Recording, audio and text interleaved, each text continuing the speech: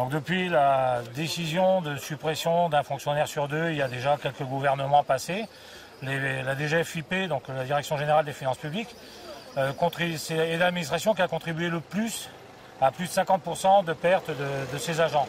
Donc un fonctionnaire sur deux est plus qu'entériné. On ne peut plus rendre un service de qualité comme on a pu rendre par le passé, ce qui donne un mal-être énorme à nos collègues qui ne peuvent plus accomplir leur mission dans de bonnes conditions. Et on sent aussi que l'usager, on est en milieu rural. Et il ne faut pas oublier que nous, on n'a pas de métro pour aller d'une trésorerie à une autre, faire nos déclarations. Et à côté de ça, on ne voit pas pour autant une baisse d'impôt sur notre feuille. Parce que concrètement, qu'est-ce que ça implique pour le contribuable, ces suppressions de postes?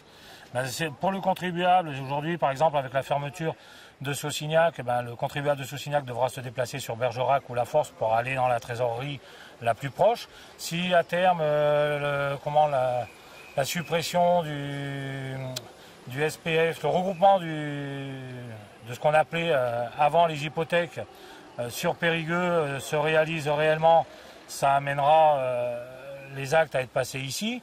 Les EHPAD vont être tous transférés, la gestion des EHPAD, donc, qui étaient dans des trésoreries locales, vont être transférés sur Boulazac. Ça impliquera qu'une démarche à faire. Si on veut voir l'agent de visu en tête à tête, il faudra se déplacer à Boulazac.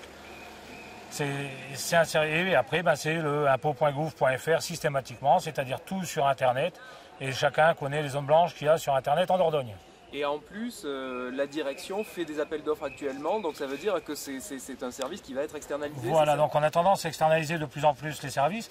Par exemple, pour le prélèvement à la source, notre directeur général n'a pas hésité à faire un appel d'offres public pour mettre en place une plateforme pour enseigner le renseignement dit basique à nos contribuables. On ne sait pas où sera cette plateforme, on ne sait pas qui a remporté le marché. Mais voilà, donc même notre direction commence à comprendre qu'on est dans l'incapacité, vu le nombre d'agents, de renseigner, de faire notre travail correctement, mais préfère externaliser. Il y a aussi des rumeurs qui courent, comme quoi la Poste se proposerait bientôt pour vous aider à remplir vos déclarations d'impôt, moyennant 50 €.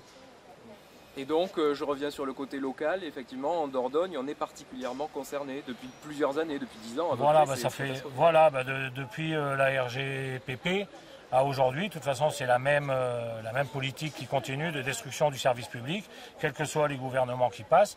Et le milieu rural est de plus en plus touché.